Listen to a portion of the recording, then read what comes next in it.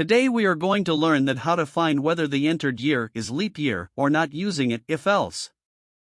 First we need to define the header file, and then inside the main function we will write our program.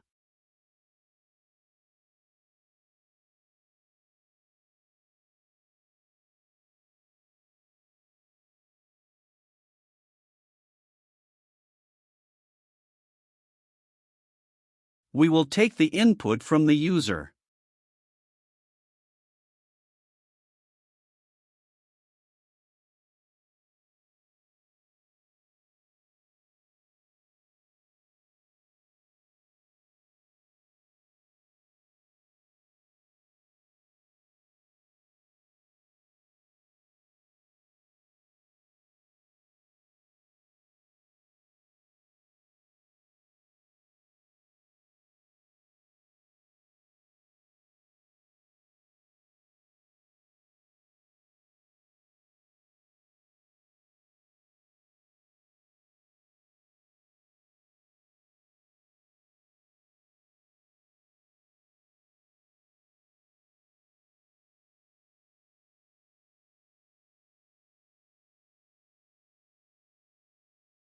We got the output successfully. Please do subscribe the video.